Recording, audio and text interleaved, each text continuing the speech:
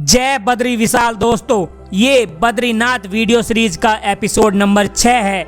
इससे पहले वाले एपिसोड 5 में हम गोचर से कर्णप्रयाग, नंदप्रयाग, चमोली होते हुए पीपलकोटी तक पहुंचे थे और इन सब स्थानों के बारे में हमने वहां कंप्लीट बात की थी। जैसे गोचर में हवाई पट्टी कब और क्यों बनी, कर्णप्रयाग और नंदप्रयाग में कौन कौन सी नदियों का मिलन होता है, यह मतलब संगम होता है, कब कौन सी नदी बनती है, घाट पर कौन कौन से मंदिर हैं, इनके पास से कौन सी यात्रा और ट्रैकिंग शुरू होती है, चमोली से केदारनाथ कैसे पहुंचे, इसी तरह की और बहुत सारी डिटेल हमने एपिसोड 5 में दी थी। ये एपिसोड नंबर 6 है जिसमें हम जोशीमठ और उसके आसपास के स्थानों के बारे में बात करेंगे, क्योंकि भाई साहब बद्रीनाथ यात्रा में जोशीमठ बहुत एक मेन पड़ाव है, इसलिए इसको ठीक से समझना जरूरी है। और अगर आपको स्नो मतलब बर्फबारी पसंद है तो ओली के बारे में तो आपने सुना ही होगा, उसको भी हम आगे देखेंगे। तो चलें अब पीपलकोटी से जोशीमठ की तरफ बढ़ते हैं। पीपलकोटी से जोशीमठ 36 किलोमीटर आगे है, जिसमें करीब 1.5 घंटे का समय आपको लगने वाला है।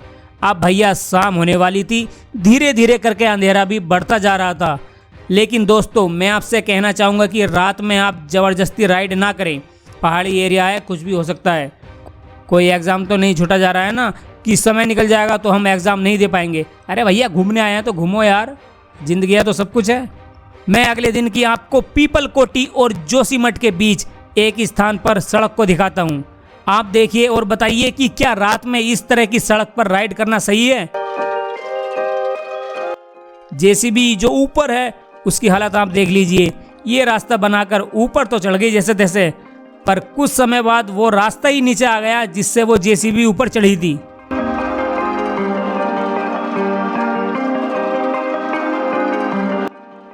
और ये एक दूसरी जेसीबी है जो नीचे रास्ता बना रही है। वो देखिए कितना मुश्किल भरा है यार इनके लिए। सच में मैं सैल्यूट करता हूँ इस तरह के रास्ते बनाने वाले हर एक वर्कर को, जो अपनी जान को जोखिम में डालकर ये सब करते हैं।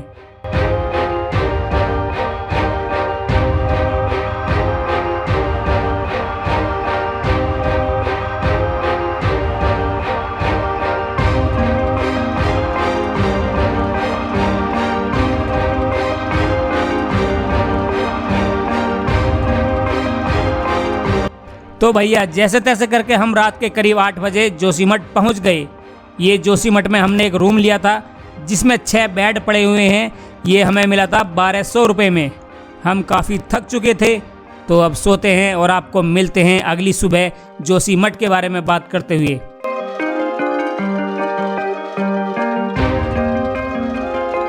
हाँ तो दोस्तों ये होटल से आप जोशीमठ का नज़ारा देख सकते हैं। खूबसूरत और ऊंची ऊंची पहाड़ियों के बीच बसा एक शहर। यहाँ आपको हेलीकॉप्टर लगातार उड़ते हुए दिख जाएंगे, क्योंकि यहाँ से करीब 60-65 किलोमीटर बाद होता है चाइना शुरू। वैसे वो चाइना नहीं, तिब्बत है जो चाइना ने जबरदस्ती कब्जा किए हुए है। वो गाना आपने सुना होगा कि दिल है कि मानता नहीं।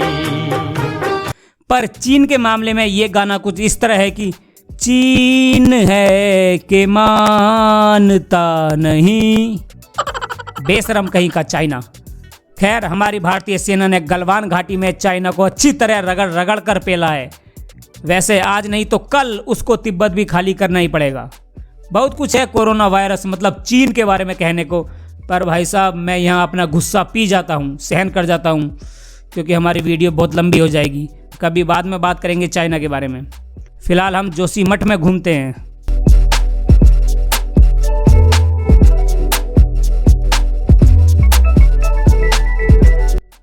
जोशीमठ उत्तराखंड के चमोली जिले में बसा जोशीमठ नेशनल हाईवे 7 पर है, जिसकी ऊंचाई समुद्र तल से 1875 मीटर की है। यहां से बद्रीनाथ मंदिर 44 किलोमीटर आगे है। जोशीमठ भारत के 4 मठों में से एक है।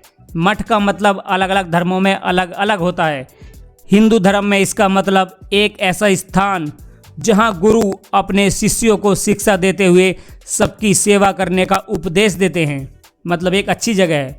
जोशीमठ को ज्योतिर्मठ भी कहा जाता है, यही इसका पुराना नाम और वास्तविक नाम है। कभी कभी इसको ज्योतिष पीठ भी बोला जाता है। मान्यता है कि 8वीं सदी में आदि गुरु शंकराचार्य जी ने जोशीमठ में एक दिव्य शालिग्राम पत्थर के पास बैठकर रोजाना भगवान विष्णु मतलब नारायण जी की पूजा की थी।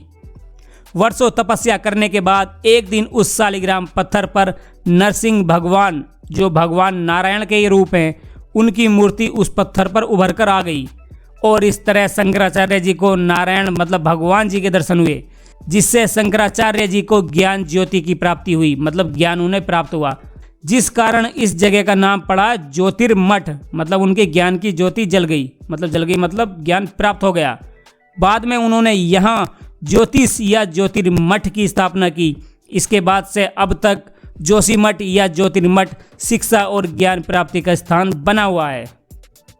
सर्दियों में भारी बर्फबारी मतलब स्नोफॉल के चलते नवंबर में जब बद्रीनाथ मंदिर के कपाट बंद हो जाते हैं तो जोशीमठ में बने नृसिंह मंदिर में ही भगवान विष्णु की मूर्ति को लाकर यहाँ उनकी पूजा की जाती है। नवंबर से अप्रैल तक विष्णु जी की मूर्ति इसी नृसिंह मंदिर में ही रहती है। इसलिए कहते हैं कि बद्रीनाथ मंदिर की यात्रा तब तक पूरी नहीं होती जब तक कि आप जोशीमठ में नृसिंह मंदिर के दर्शन नहीं कर लेते। जोशीमठ में साधु, पुजारी और संतों का आना जाना लगा रहता था और आज भी जारी है। प्राचीन समय में यहाँ रहने वाले साधु, संत या पुजारी वेद, पुराण, शास्त्र और संस्कृत के बहुत बड़े विद्वान हुआ करते थे, जिसमें से बहुत से विद्वान अभी भी हैं। इसी तरह बहुत पहले दक्षिण भारत, खासकर केरल के नंबूदरी समुदाय के पुजारी या रावल यहाँ जोशीमठ में आकर बस गए, जिनको बाद में बद्रीनाथ मंदिर की पूजा करने का सौभाग्य प्राप्त हुआ, जो आज भी जारी है। इन पुजारियों को रावल कहा जाता है। ये पुजारी सर्दियों में बद्रीनाथ मंदिर के कपाट बंद होने पर जोशीमठ में ही रुक जाते हैं या फिर अपने घर केरल चले जाते हैं। अब केरल के ही पुजारी क्यों होते हैं बद्रीनाथ मंदिर में, ये हम बद्रीनाथ वाले एपिसोड में बताएंगे। अलकनंदा के बाएं किनारे पर स्थित जोशीमठ तीनों तरफ से बर्फ से ढके पहाड़ों से घिरा हुआ है। दक्षिण में त्रिशूल पर्वत जो समुद्र तल से 7,270 मीटर की ऊंचाई पर है। उत्तर पश्चिम में 7,100 मीटर की ऊंचाई पर बद्री शिखर और उत्तर में कामत पर्वत शिखर जो समुद्र तल से 7,750 मीटर की ऊंचाई पर है।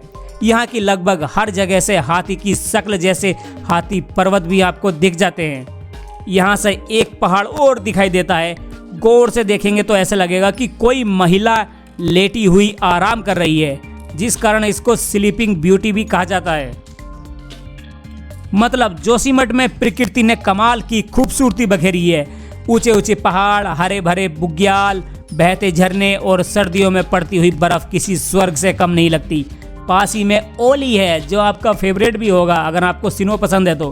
उसकी बात हम आगे करेंगे। जोशीमठ मेन रोड के ऊपर बसा एक पुराना शहर है जहाँ पर कल्पवृक्ष, ज्योतिर्मठ और शंकराचार्य जी की प्राचीन गुफा भी हैं। और अगर आप मेन रोड से बाहर निकलेंगे तो यहाँ पर नृसिंह मंदिर और वासुदेव मंदिर है। इन सब के बारे में आगे वीडियो में हम बात करेंगे। एक बात का ध्यान रखें कि जोशीमठ से बद्रीनाथ जाने वाली रोड पर जोशीमठ का लास्ट पेट्रोल पंप या कहीं कि डीजल पंप है, इसलिए यहाँ आप तेल डलवा लीजिए आपकी जो भी सवारी हो। लेकिन यह आपकी कार या बाइक की टंकी फुल नहीं करेंगे। ये सिर्फ उतना ही पेट्रोल देंगे कि जितना आप बद्रीनाथ तक जा सको और वापस आ सको, क्योंकि भाई साहब पहाड़ी इलाका है तो ये चाहते हैं कि सबको पेट्रोल मिले, भले ही वो थोड़ा मिले पर सबको मिले। वैसे अब बद्रीनाथ में भी पेट्रोल पंप लग रहा है जो आने वाले समय में चालू हो जाएगा। दोस्तों, चूंकि जोशीमठ से आगे बद्रीनाथ जाने वाला रास्ता ज़्यादा चौड़ा नहीं है, रास्ता खराब होने के कारण जगह जगह पर लैंडस्लाइड भी होती रहती हैं। 2004 में जोशीमठ और बद्रीनाथ के बीच एक बादल फटा था और 2013 की केदारनाथ बाढ़ के बारे में तो आपको सबको पता ही है, जिस कारण नई सड़क जो थी जोशीमठ से बद्रीनाथ की तरफ, वो सड़क बाढ़ में बह गई और अब पुरानी वाली सड़क का ही यूज हो रहा है जो पहले थी, जिस कारण यहाँ अक्सर जाम लग जाता है। इसी प्रॉब्लम को दूर करने के लिए जोशीमठ में पुलिस ने परमिट की व्यवस्था बनाई हुई है। इसलिए अपने पास आधार कार्ड या कोई सा भी फोटो पहचान पत्र जरूर रखें। बद्रीनाथ जाने के लिए परमिट जोशीमठ के एसडीएम द्वारा बनाया जाता है। इससे पता चलता रहता है कि आगे कितनी गाड़ियां जा चुकी हैं और कितनी वापस आ गई हैं, मतलब ट्रैफिक की क्या कंडीशन है, ये यहाँ पर मेंटेन किया जाता है जिससे कि ट्रैफिक कंट्रोल किया जा सके। इसलिए आपको यहाँ बैरियर भी जगह जगह देखने को मिल जाएंगे। जोशीमठ से बद्रीनाथ के लिए गाड़ियाँ सुबह 6 से 7 बजे, 9 से 10, 11 से 12, 2 से 3 और शाम 4:30 से 5:30 बजे छूटती हैं। वैसे ये तभी होता है जब ज़्यादा भीड़ हो। अगर आप जुलाई, अगस्त या अक्टूबर, नवंबर में आ रहे हैं तो फिर आपको ज़्यादा जाम नहीं मिलेगा। हम 4 नवंबर 2020 को जोशीमठ से बद्रीनाथ के लिए निकले थे। हमें वहाँ कोई परमिट वगैरह की ज़रूरत नहीं पड़ी और ना ही हमारी किसी ने कोई आईडी वगैरह देखी। 1962 में भारत चीन युद्ध से पहले जोशीमठ और तिब्बत के बीच बहुत ज़्यादा व्यापार होता था। भोटिया जाति के लोग यहाँ आकर अक्सर अपना सामान बेचते थे और यहाँ से ज़रूरी सामान ले जाते थे। इसी तरह लोग एक दूसरे की सीमाओं में आते जाते रहते थे। लेकिन युद्ध के बाद सब कुछ बदल गया, सारा कारोबार रुक गया, जिससे यहाँ के लोगों को भी भारी नुकसान हुआ। लेकिन यहाँ पर अब टूरिस्ट बहुत ज़्यादा आते हैं तो दोबारा से ये स्थान विकसित हो गया है। अब थोड़ी सी बात आदि गुरु शंकराचार्य जी के बारे में कर लेते हैं। 8वीं शताब्दी में आदि गुरु शंकराचार्य जी अपने 109 शिष्यों के साथ जोशीमठ में आए थे। कुछ समय बाद उन्होंने भारत के 4 कोनों में 4 मठ बनाकर अपने 4 सबसे ज़्यादा गुणवान शिष्यों को मठों की जिम्मेदारी सौंप दी। इनमें से पहला मठ है कर्नाटक में स्थित श्रृंगेरी मठ, दूसरा ओडिशा राज्य में गोवर्धन मठ, तीसरा गुजरात में शारदा मठ और चौथा तो यही है जोशीमठ में ज्योतिर्मठ। जोशीमठ के इस ज्योतिर्मठ की जिम्मेदारी आदि गुरु शंकराचार्य जी ने सौंपी थी अपने एक शिष्य ट्रोटकाचार्य जी को। अब देख लेते हैं कि जोशीमठ और उसके आसपास कौन से मंदिर, स्थान और एडवेंचर एक्टिविटी होती हैं।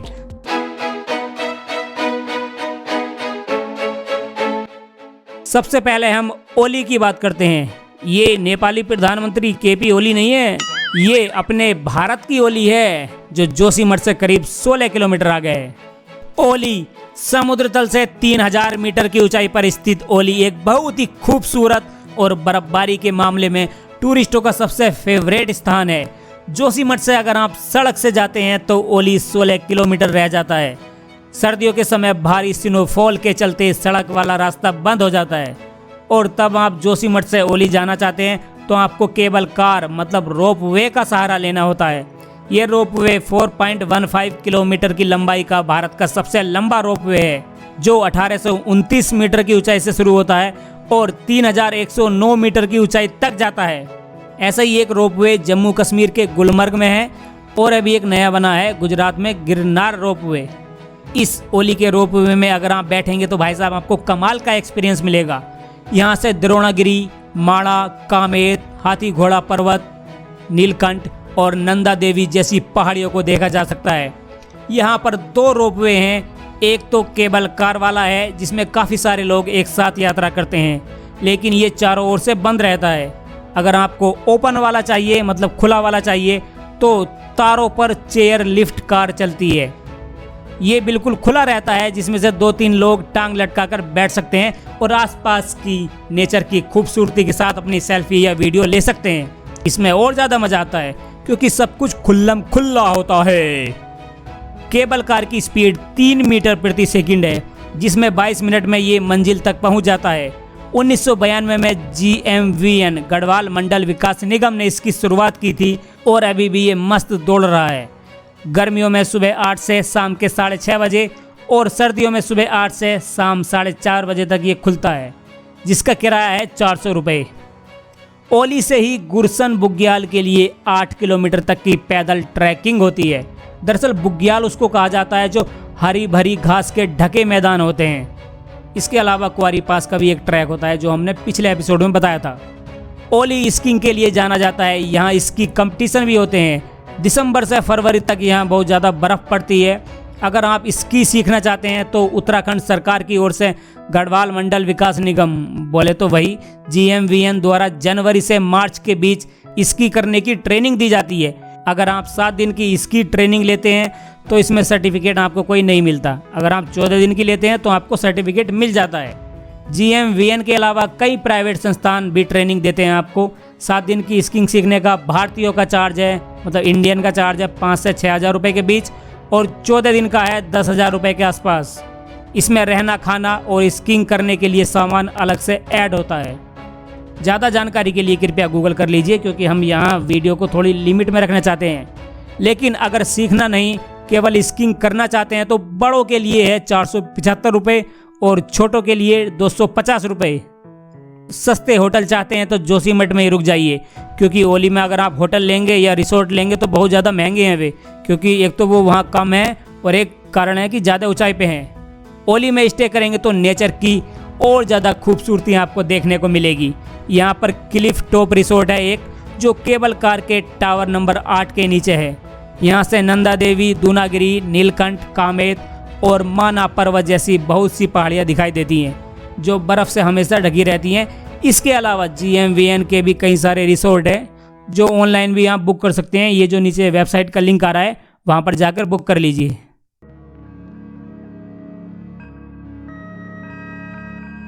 जोशीमठ का हमारा अगला स्थान है कल्प वृक्ष और आदि शंकराचार्य गुफा। जैसे कि मैंने पीछे बताया कि 8वीं सदी में आदि गुरु शंकराचार्य जी जोशीमठ में आए थे और यहाँ उन्होंने सहतूत के पेड़ के नीचे वर्षों तक तपस्या की थी, जिस कारण इसी स्थान पर उनको ज्योति या कहीं की ज्ञान प्राप्त हुआ था। इसी कारण जोशीमठ का पुराना नाम ज्योतिर्मठ था, जो अब बोलते बोलते हो गया है जोशीमठ। शंकराचार्य जी ने यहीं पर शंकर भाष्य की रचना की थी।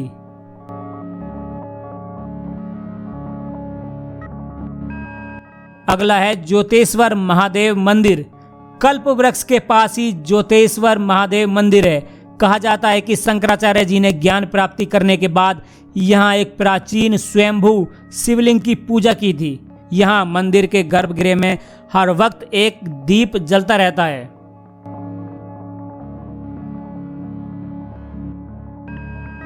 अगला है ट्रोकाचार्य गुफा। जैसे कि मैंने पहले बताया कि शंकराचार्य जी ने भारत के चारों कोनों में 4 मठों की स्थापना की थी और बाद में अपने 4 शिष्यों को इसकी जिम्मेदारी सौंप दी गई थी। उनमें से जोशीमठ में स्थित ज्योतिर्मठ की जिम्मेदारी ट्रोकाचार्य जी को सौंपी गई। यही गुफा में ट्रोकाचार्य जी ने तपस्या की थी। बाद में इनको ज्योतिर्मठ का पहला शंकराचार्य बना दिया गया।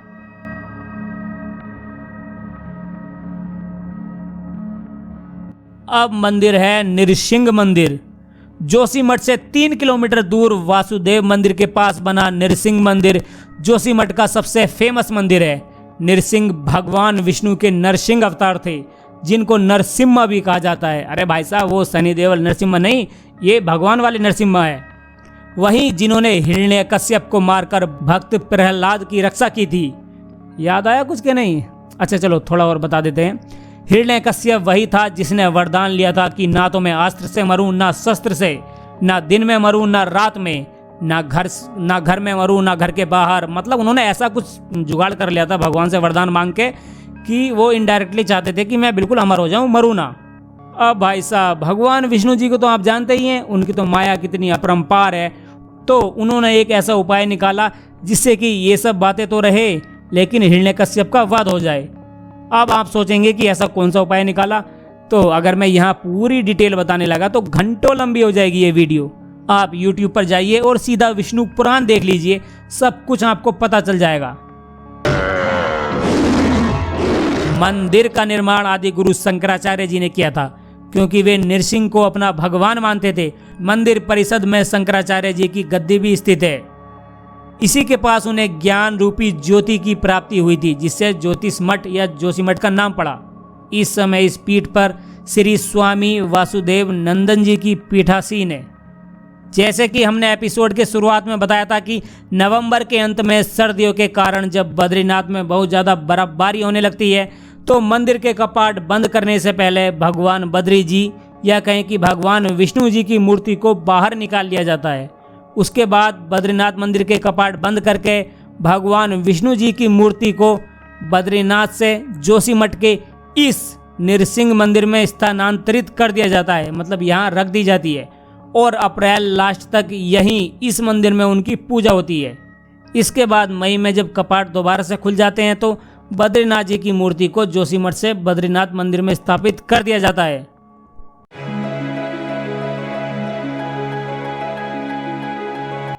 अगले हैं हमारे भविष्य बद्री। नृसिंह मंदिर के बारे में एक मान्यता काफ़ी प्रचलित है।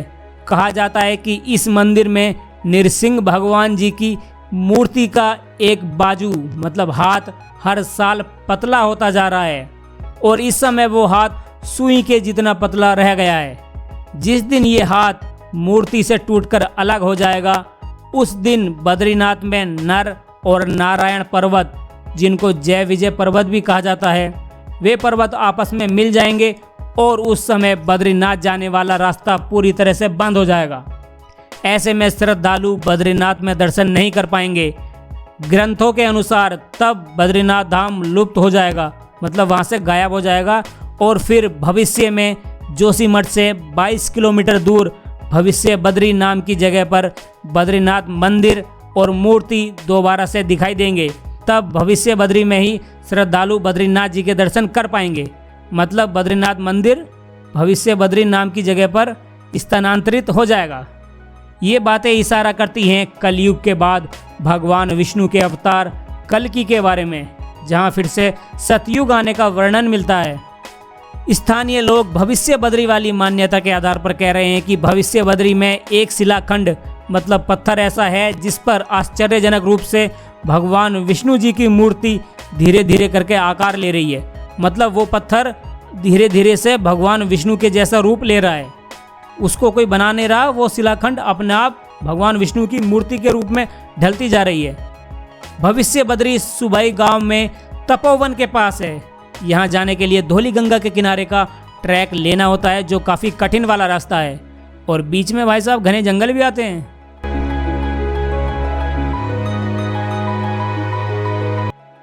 तपोवन जोशीमठ के नृसिंह मंदिर और भविष्य बद्री के बीच स्थित है। तपोवन, या कहीं कि जोशीमठ से नीति घाटी के मार्ग पर तपोवन आता है। यहाँ से भविष्य बद्री और द्रोणागिरी पर्वत दिखाई देते हैं। तपोवन में गर्म पानी के कुंड और एक बड़ा जलाशय है, जलाशय बोले तो झील है, जहाँ आप नहा सकते हैं। इसके पानी में कुछ औषधीय गुण हैं। यहाँ पुरुष और महिलाओं के नहाने के लिए अलग अलग कुंड बनाए गए हैं। कुंड के पास ही भगवान शिव और उनकी पत्नी पार्वती जी का मंदिर है। तपोवन के बारे में भी एक कथा प्रचलित है, पर भाई साहब मैं आपको यहाँ बताने लग गया तो ये वीडियो बहुत ज़्यादा लंबी हो जाएगी।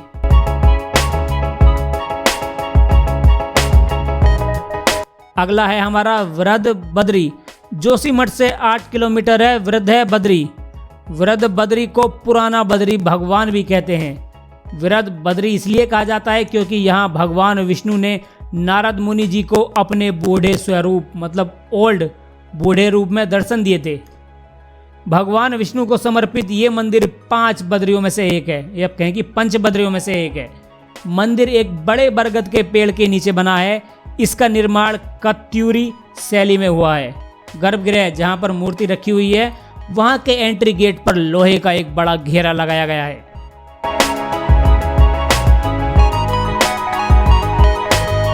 वासुदेव एवं नव दुर्गा मंदिर। भगवान विष्णु के अवतार वासुदेव या कहीं कि भगवान श्री कृष्ण को समर्पित ये मंदिर नृसिंह मंदिर के बिल्कुल पास में ही है। ASI के हिसाब से मंदिर का निर्माण 7वीं से 8वीं शताब्दी में कत्यूरी राजाओं द्वारा कराया गया था। मंदिर परिसर के चारों कोनों पर मंदिर हैं। मुख्य मंदिर में वासुदेव बोले तो भगवान श्री कृष्ण जी की मूर्ति को उद्धव मूर्ति कहा जाता है, क्योंकि उद्धव श्री कृष्ण जी के मित्र थे। यह मूर्ति चतुर्भुज आकार की है, जो शंख चक्र और गदा धारण किए हुए हैं, लेकिन उनका क्रम वैसा नहीं है जैसा कि होता है। गदा और चक्र के स्थान को आपस में बदल दिया गया है। कृष्ण जी की इस मूर्ति के पास ही कंधे पर हल लिए हुए उनके भाई बलराम जी की मूर्ति है। गर्भगृह की बात करें तो यहाँ पर राधा कृष्ण और लक्ष्मी नारायण जी की मूर्ति है। पास ही में भगवान शिव जी, उनकी पत्नी गोरा मतलब पार्वती और उनके पुत्र गणेश जी की मूर्तियाँ भी बनवाई गई हैं। इन्हीं मूर्तियों के साथ साथ नवदुर्गा, काली, भैरव और सूर्य के मंदिर भी हैं। यहाँ पर नवदुर्गा का मंदिर भी है। ये मंदिर अपने आप में खास है, क्योंकि भारत में ऐसे बहुत ही कम मंदिर हैं जहाँ पर देवी दुर्गा के 9 रूपों की मूर्तियाँ किसी एक स्थान पर हो। इस मंदिर में अखंड ज्योति भी लगातार जलती रहती है। जोशीमठ में इनके अलावा और भी काफ़ी स्थान हैं जो देखे जा सकते हैं, लेकिन फिलहाल वीडियो की लंबाई को देखते हुए इस एपिसोड को यहीं समाप्त करना पड़ रहा है।